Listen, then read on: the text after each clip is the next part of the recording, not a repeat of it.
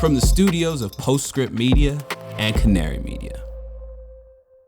I'm Shayle, and this is Catalyst. Whether or not there's some magic number for charging infrastructure that in reality would make this whole system work, it doesn't matter what that number is. It matters what the consumer perception is.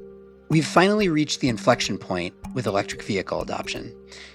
But what will it take for EV charging to avoid becoming a bottleneck as we roll out more and more vehicles? And what needs to change with the business model of who owns, operates, and maintains these chargers?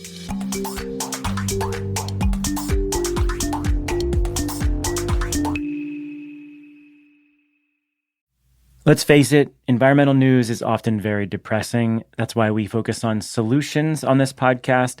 But still, the climate crisis looms large. Rising temperatures, mounting pollution, environmental degradation, they're all warping the planet. And for a lot of species, including us, things don't always look so great. But the story doesn't end there.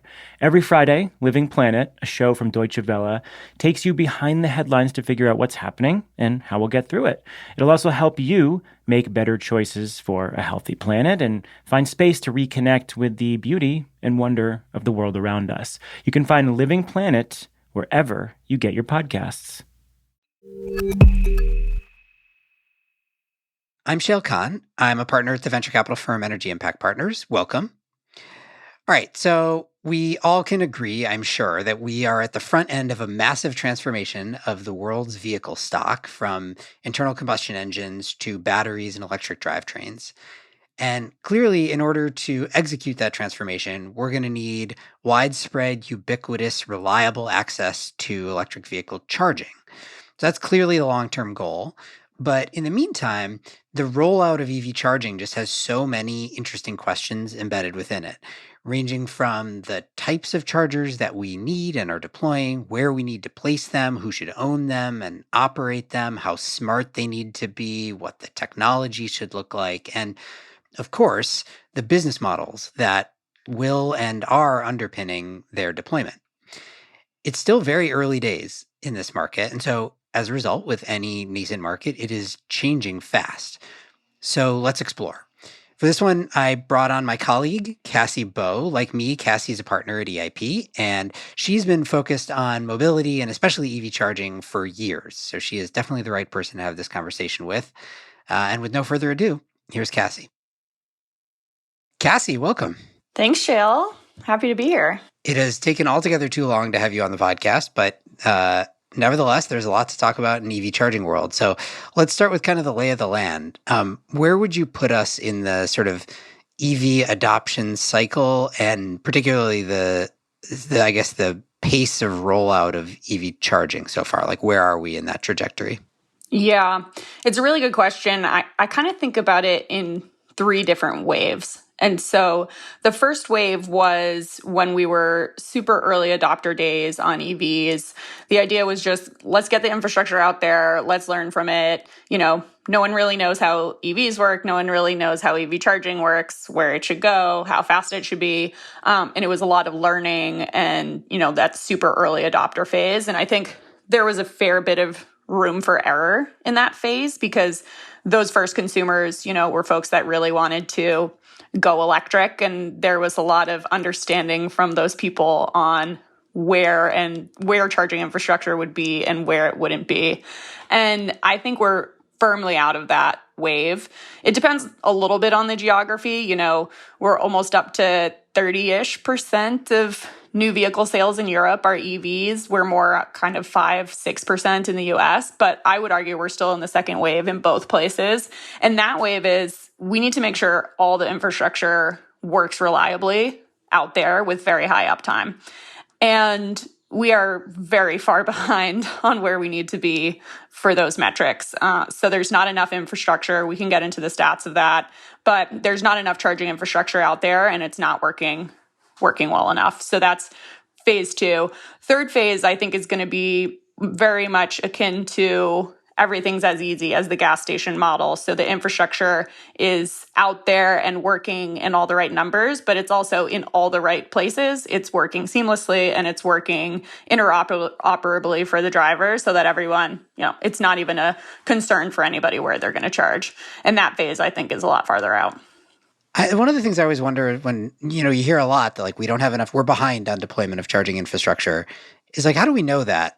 Is it that consumers who have EVs complain that charging is their biggest problem? Is it that perception of insufficient charging availability is what's stopping people from buying EVs? Or are we just doing some modeling that's we need, X number of chargers of Y types per vehicle that gets deployed, and we're behind on that metric? Yeah, well, I would kind of put that question back on you, Shayle, because I learned yesterday to my shock that you do not have an EV. And so I'm wondering, is one of the reasons that you don't think that there's charging infrastructure or that you don't feel that you can charge at home?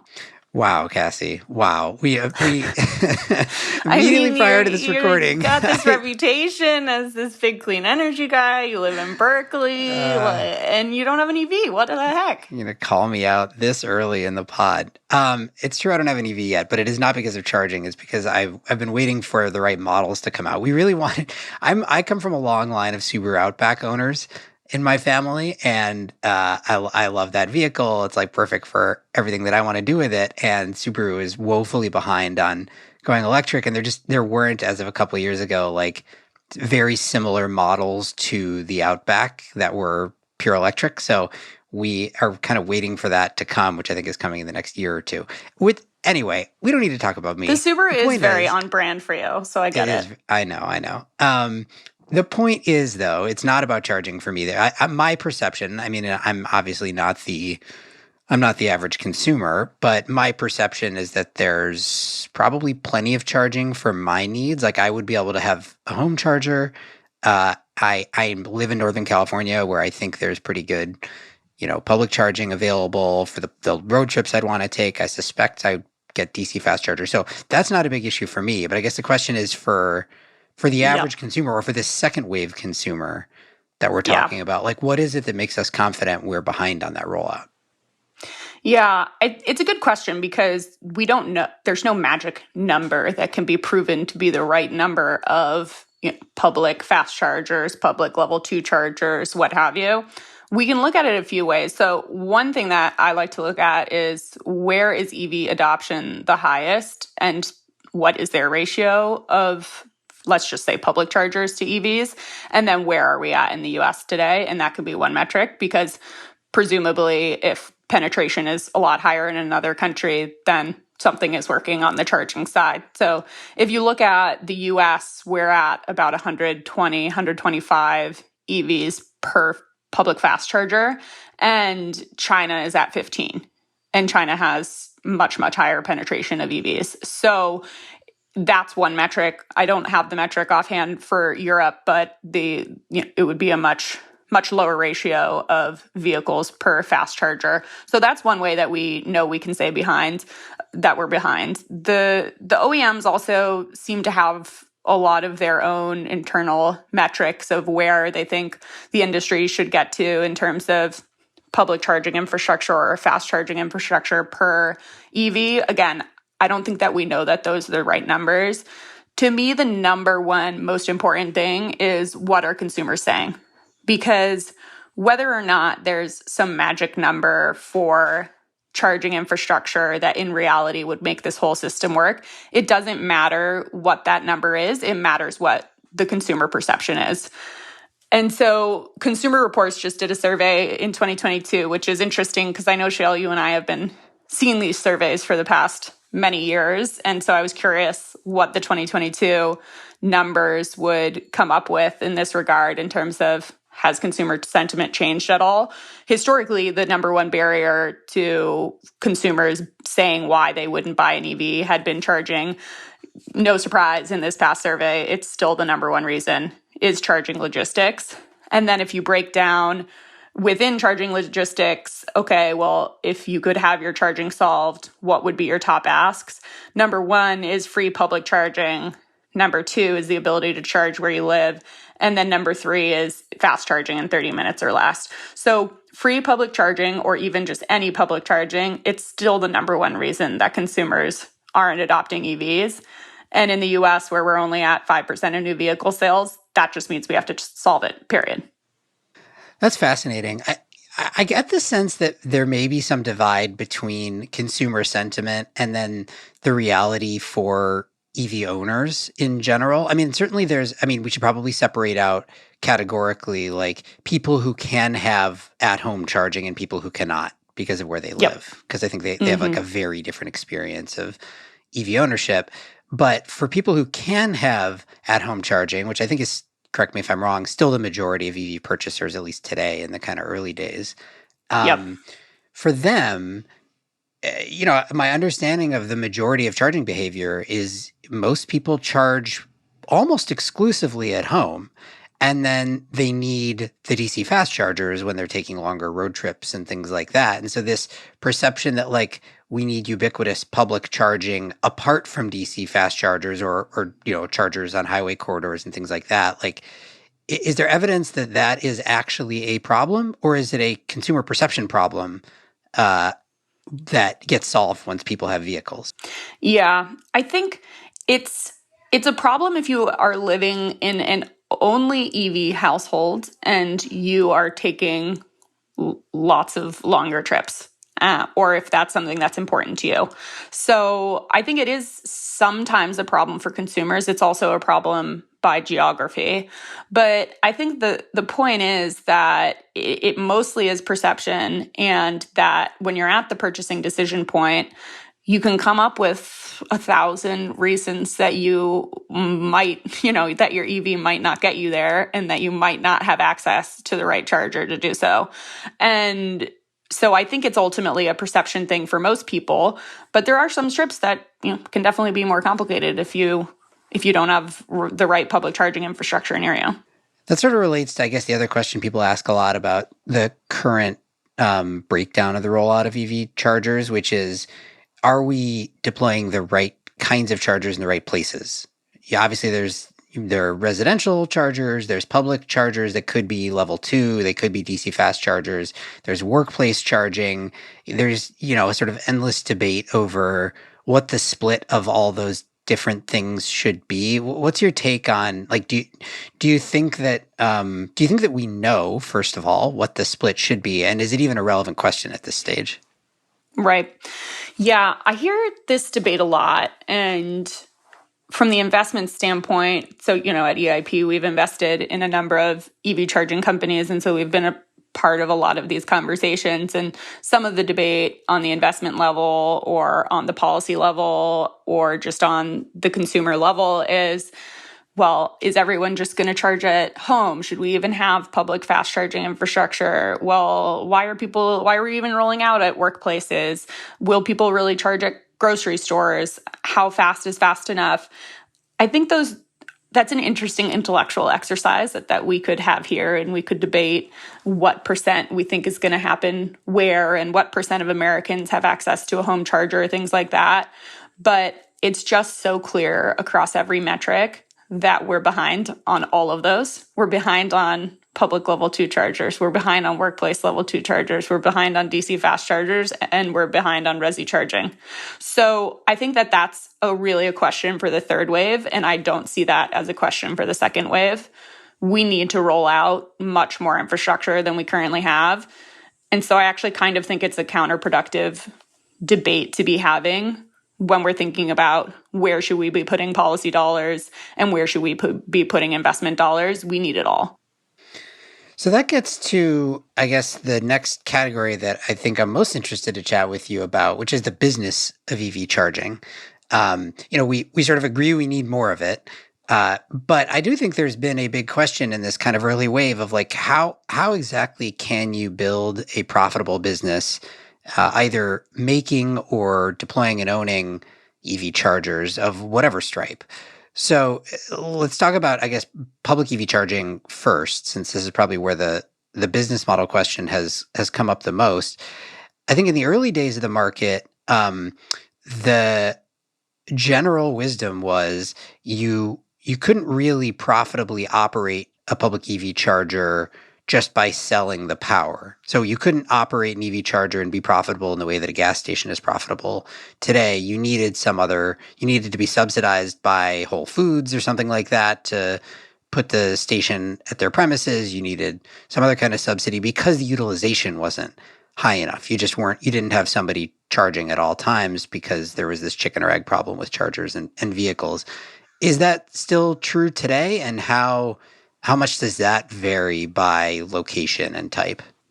Yeah, it's interesting. We've been talking about this chicken and egg issue for a long time where you need to roll out the charging infrastructure. As we said, number one reason why consumers aren't adopting EVs. So we know we need to roll it out.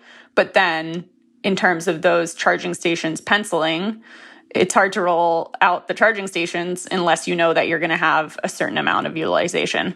And as you said, that has been the state of the industry for a while, where either it's confirmed very low utilization for a lot of these chargers, or it's just really unknown. And so that had been the state of the industry. We are seeing increasingly charging stations in a lot of places penciling from a utilization standpoint. And so some of the large owner operators post some really tremendous statistics, especially in cities or in certain DC fast charging corridors for travel, where the utilization does pencil. But part of the problem is still, and we'll talk about this maybe later when we talk about the project finance side of things, it's very hard to know what the utilization is at the time that you are installing the charger. And so while we certainly have a lot of chargers that are penciling today based on utilization, at the moment that you are installing the charger, it's really hard to know if it does. And so we've seen a couple ways to deal with that. One is, like you said, supplementing utilization revenue with other revenue. So that could be ad revenue like Volta or other players that are doing ads or other potential revenue outside of just the charging the consumer for the kilowatt hours. The other way is partnering with the folks who have a vested interest in rolling out and paying for and working with folks to be the owner operator of charging infrastructure today. And where we've really seen people coming in to fill the gap is utilities, cities, auto OEMs. Look at what Tesla did because they knew that it was critical for the future of EVs, for their vehicle to succeed. And then other strategics like oil and gas companies. And so I think we're in this in-between where we still need folks who are willing to be the early movers on paying for and owning this charging infrastructure with a significant amount of uncertainty on the utilization. And also some of the stations definitely are penciling today. Last point on that, you have a lot of stations that maybe don't pencil today in terms of the utilization that absolutely will in the future. These are pretty long-lived assets, and so that can change pretty quickly. Yeah, we could talk about project finance for a second because I do think it's a key and a really interesting point, right? Typical project finance for energy infrastructure of whatever kind, you are going to produce some amount of something. You have a known customer who's going to pay a fixed amount. Maybe it's indexed to something, but you have a pretty clear sense of how much of the thing you're going to be able to sell, which is just not true with EV charging, generally speaking. Maybe could be true for fleets or something like that, but for your classic public EV charger, you don't know utilization immediately, and you definitely don't know utilization 8 to 10 years out in the future while the asset is still alive. So is there I guess to your point, you can supplement with other revenue, but has anybody sort of been willing to bear the risk of financing EV charging through a project finance structure with that utilization uncertainty baked in? Like, is anybody willing to take a view on, to your point, if I put an EV charger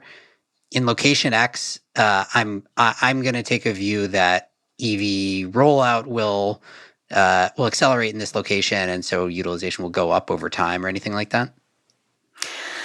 Yeah, I think people are willing to take risks when it comes to this underwriting relative to, say, a utility scale solar project or a utility scale wind project. And it's fascinating to think about the early days of project finance for those assets and how it still did take a while for the industry to get behind underwriting those projects from a project finance perspective relative to the uncertainty that we see in EV charging. So I think that, the infra players are super hungry to invest in these assets. We're seeing them invest a lot actually in the corporate equity of a lot of these companies. So there are tens of deals that have happened in the past 2 years from the corporate equity level. But I think they are willing to take a bit more risk than they would for other projects when it comes to EV charging. But there's a limit to it. And so you really, the holy grail is to have either guaranteed utilization. So you could have a counterparty who's willing to guarantee a certain amount of utilization. And if they don't hit it, that they'd be willing to make up the difference. Or a partner who you can get comfort with that they would provide enough utilization for the assets. So you could think of, for example, like a Lyft or an Uber agreeing to be the charging partner for a fleet of charging stations. That's going to go a huge way to the underwriting from a project perspective. Or you could have a different fleet customer like UPS or FedEx or any of the other large fleets where, you don't know exactly how they're going to charge, but you can get comfortable on the project finance side of underwriting that. And so to summarize, I think it's a little more risk, but you really need that holy grail of some more amount of certainty that you can provide on the utilization side. That gets to, I guess, what ultimately is the long-term question, which is what will be the business model for EV charging ultimately, or, over 5 or 10 years or more. There's an existing business model that is extremely mature, which is gas stations. But the EV charging world feels like it's at least a little bit different today. Do you think that that's still true in a world where EV deployment is much more widespread? Because as it stands today, operating a gas station is fairly straightforward, in part because I think it is a lot more predictable what the utilization is going to be, though gas stations open up and shut down all the time for various reasons. Do we end up in that same situation, or do you think it's always with EVs a little bit more complicated because utilization patterns are going to be different given that at-home charging is a thing? I think it will be different, and I think it should be different, and that's a big opportunity ahead of us. If we just ended up in 15 years or whatever the time is from now, and all charging infrastructure was home charging and EV chargers at actual gas stations that exist today, where similar to in the current gas station model, it's a commodity product. You make very little margin on the actual gasoline sales, and then you have things like concessions and whatnot. If that were the end state, I think that would be such a wasted opportunity for what the EV charging landscape could look like in terms of deploying chargers in places that are a lot more convenient for consumers, in places where it makes sense for the grid, and then in a variety of business models like we're talking about.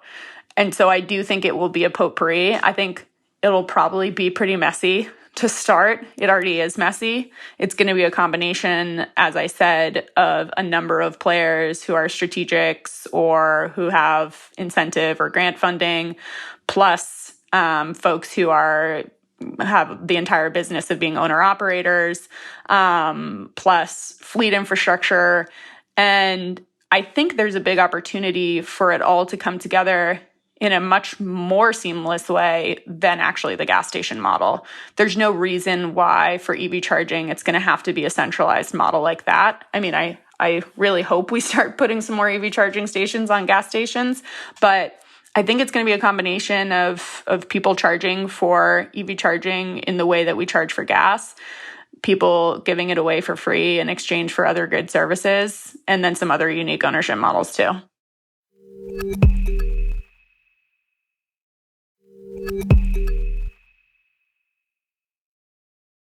All right, so I want to talk about the technology side, since we talked about the business model side a little bit as well.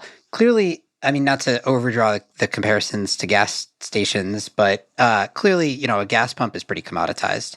Is there any reason why an EV charger ultimately should not be commoditized in the same way? Like today, we're obviously still in the early days, and there's a lot of differentiation amongst the products. Do you think that persists into the future? And like, what are the things that you think will ultimately differentiate EV chargers against each other, if so? Yeah, it's been fascinating to follow this over the years. At EIP, we first started looking into EV charging 6-7 years ago or so. And at that time, our hypothesis was probably by now the hardware would be commoditized. At the very simplest level, you're like, is it just a plug in the wall? Is it just like a gas station? This probably shouldn't be too hard. And by the time that, we were reaching this level of EV charging deployment, EV deployment, that it would probably be pretty commoditized on the hardware side. And that's just absolutely not what we're seeing out there. If you look at chargers that are deployed right now, 20 to 50% can be having substandard performance.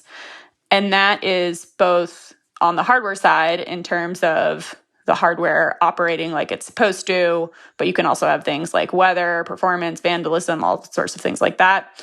But then also how the software works with the hardware. So that's to say the embedded software that is operating the hardware, and then also the communications layer between communicating to the software and having high uptime there.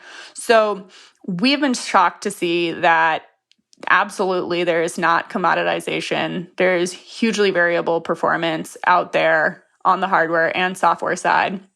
And that's been shown in the margins that folks are still getting on EV charging hardware. And we're seeing big leaps and bounds in terms of the actual chargers that are coming out. How fast are they? How reliable are they? And so we're just not even close to a commoditized hardware environment, I don't think, out there yet, especially not for DC fast chargers.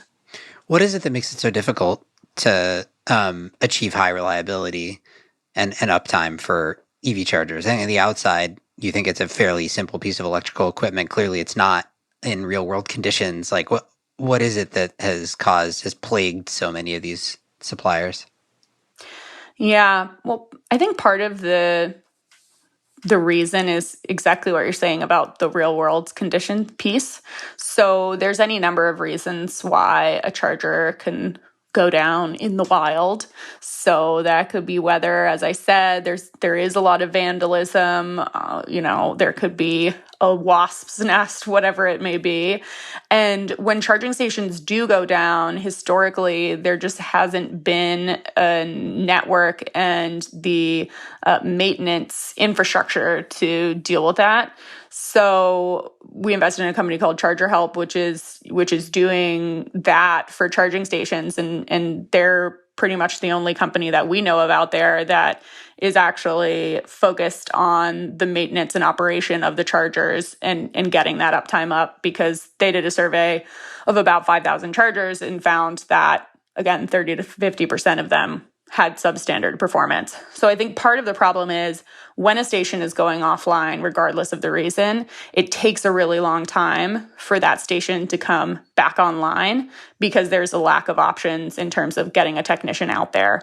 The other reason is it can be hard to understand why that station has gone offline. So it could be that the communications layer is not working, or the communications could be online and every signal says, hey, this is a go, the station is online, but something's not working with the hardware and software on the ground. And depending on who your provider is, it may be hard to figure out what is actually going on. So those are a lot of the reasons that we have. I think that's really low-hanging fruit. It gives me optimism that we could solve that through deploying the right chargers from the right providers, and then also just really improving the maintenance of it. I think this is pretty make or break in terms of where we are at in the industry. If there's a reputation that's developed for EV charging infrastructure broadly that it's hard to have it work, then I think that's really going to risk the stage that we're at in EV adoption. Yeah, I think it also gets to like where Tesla's sort of closed loop system has a bit of an advantage relative to everybody else who's sort of deploying on their own and then trying to be interoperable and all this kind of stuff. There's many reasons why that's ultimately a better model overall, but at least Tesla can sort of control its own destiny with regard to performance and reliability and uptime. And as long as it deploys enough resources toward that problem, it sort of can solve it within its own ecosystem. Whereas if you're in the open ecosystem, you can do your best to solve it for your own deployments, but that doesn't necessarily solve it for the consumer experience, which is going to have broader applications for a bunch of different charger types and hopefully interoperable systems and payment methods and all that kind of stuff. Yeah, completely agree. So the other sort of world of the intersection of the technology side and EV charging is the question of how EV chargers should interact with the grid and the degree to which I guess they need to be smart chargers. What smart charging means, the degree to which we think EV chargers need to be smart, and kind of who needs to be operating their intelligence, which is a big set of questions, and we could have a whole conversation around that. But orient us on where we are today. Like, to what degree are the EV chargers that we're rolling out today are quote unquote smart? What does that actually mean? So we absolutely need to have managed charging. That's not a controversial statement, but if you just think about, for example, a typical grocery store, peak load there is 500 kilowatts. If you have a 60 kilowatt hour battery, which is not that big, most of the Teslas now are 100 kilowatt hour batteries, and that you're charging that in 5 minutes, that's going to be over 500 kilowatts of load. So you've got more than a grocery store of load for the ultra fast charging that we're going to see in the future. But even if you don't have ultra fast charging, if you have a fleet of vehicles that is for one of these mid or heavy duty fleets, or even just a neighborhood where everybody's charging at once, we are rapidly getting beyond the load that that the grid is prepared to handle in those places. So we need to manage the charging. The question is, how do we do it? To your point, we do need smart networked chargers. So, and I know that seems obvious, but just having chargers that can communicate and can be controlled and are doing that or have a high uptime to be able to do that is something that we're not able to do everywhere today, and especially in residential, we're not able to do that. So, you have some companies like EV Energy who are working to communicate both with the vehicle and home and other chargers to just make sure, all right, we need to be able to talk to these vehicles and we need to be able to control them. So there's a lot more work to do on that front, but we'll get there. And I think there are a lot of companies that are making great progress to address that. But then the question is, presuming that you can talk to all these chargers and presuming that you can control all these chargers, what should we do with them and where are we in terms of that cycle? And the answer is we're super, super early. So we're basically not doing, I think of it as V1G, which is just turn it on or off at certain times, let alone the V2G, which we can talk about, which is taking actual energy from the battery. But we're doing very little of that across the board. And so there's going to be a lot of low-hanging fruit there, and there has to be. To me, I think we should really be addressing that low-hanging fruit of the V1G today. So that is, get every vehicle enrolled in a demand response program for the grid events where this could really be catastrophic and where we're already calling load to curtail itself today. And then number two, let's have time of use rate scheduled charging, which is going to help the consumer in terms of them getting a better rate for their charging and is also going to help the grid. And I think if we can do just those two things, which we're largely not doing today, that's going to move the needle very far in terms of where we need to go. And then when we ultimately get to higher penetrations, that's where I would think we would start really seeing the V2G from a grid perspective which I see as different from a vehicle to home perspective. Yeah, let's talk about vehicle to grid. It's been a topic that has been people have talked about. Okay, I like. First of all, I like that we're separating out three things here. There's managed charging. That's I guess V1G, which is I hate that term, but whatever. It's managed charging. I think let's dispense with that. We agree. Everyone should agree. I don't think there's any really good argument that we aren't going to need some form of managed charging for at least some meaningful portion of EV chargers. Otherwise, it's going to be a huge problem from the grid perspective.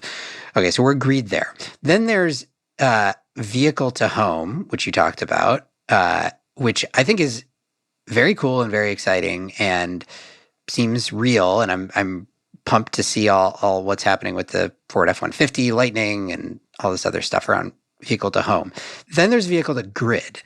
Some people put vehicle to home and vehicle to grid in the same category. I personally like to separate them because I think of vehicle to grid as being specifically discharging your EV battery into the grid, as opposed to using it as backup for your home or whatever else you might use your EV battery for, like the F-150 Lightnings that are charging Teslas and things like that. So let's talk about V2G, discharging the vehicle battery into the grid.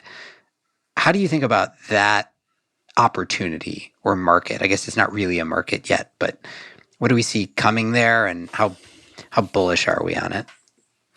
Yeah, I think it's definitely an opportunity, and it depends on your time frame. But if you look at the rollout of stationary storage that we're seeing on the residential, commercial, and utility scale level, clearly we need grid storage, and we need it at every level. And if you look at the growth rate of storage right now in the US, I mean, it's just a tremendous space. We've invested in a bunch of companies in it because we know that it's going to grow so much. And so on the one hand, it would be such a shame to have all these batteries out there that folks have already paid for that are sitting there and most of the time are theoretically available to be used as a grid resource. On the one hand, that would be such a shame to have that not be leveraged for the grid in conjunction with our fleet of existing stationary storage. But on the other hand, to your point, there probably needs to be a market for that, or at least an economic incentive to do so. And where we are seeing vehicle to grid happen today, it's where there is an economic incentive to do so.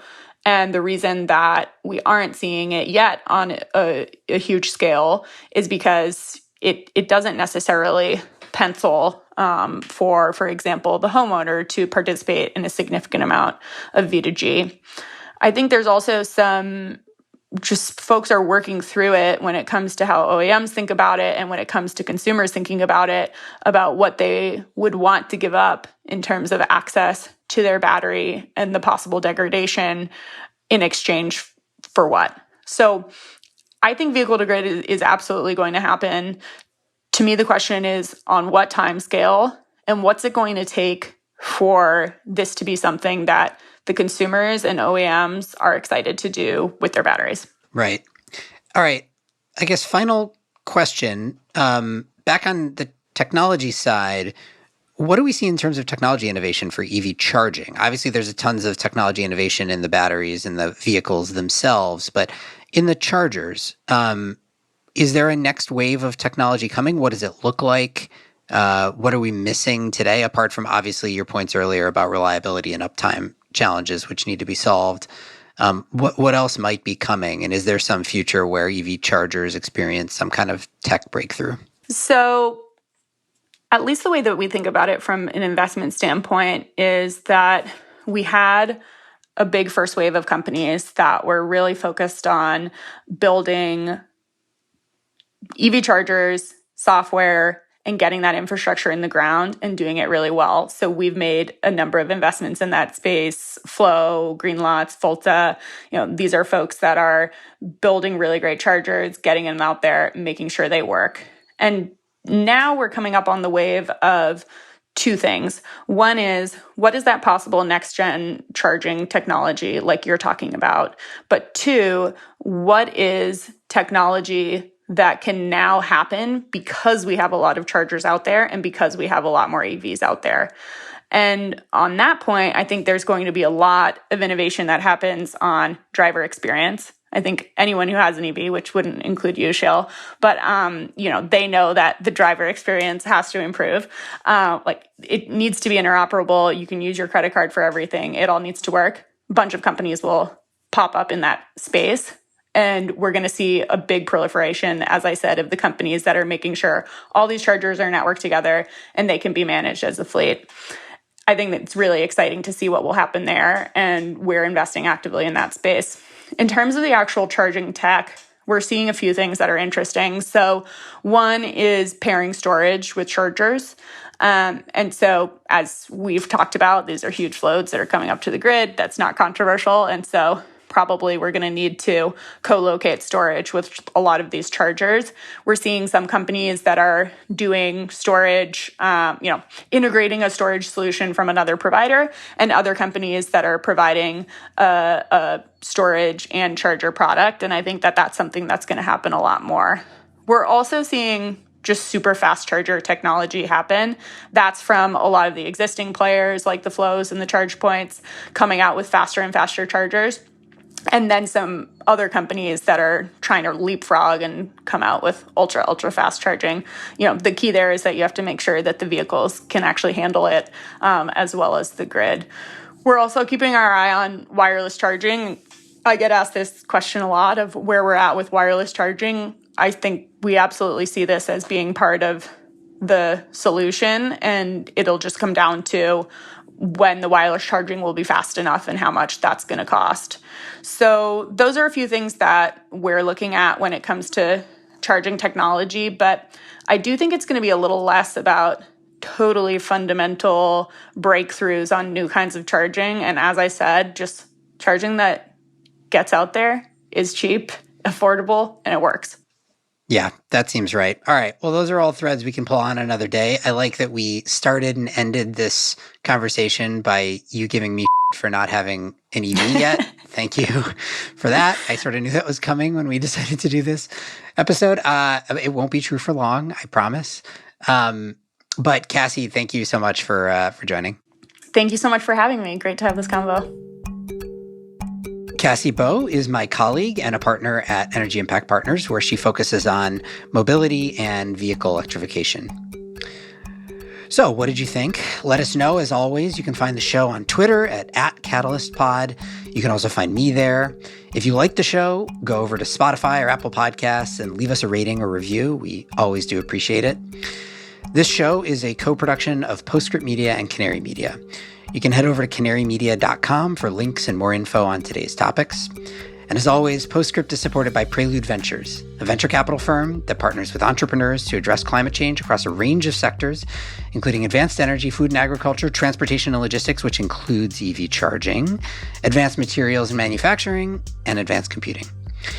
This episode was produced by Daniel Waldorf and Delvin Abouaji, mixing by Greg Vilfrank and Sean Marquand, theme song by Sean Marquand. Our managing producer is Cecily Meza Martinez. I'm Shayle Khan, and this is Catalyst.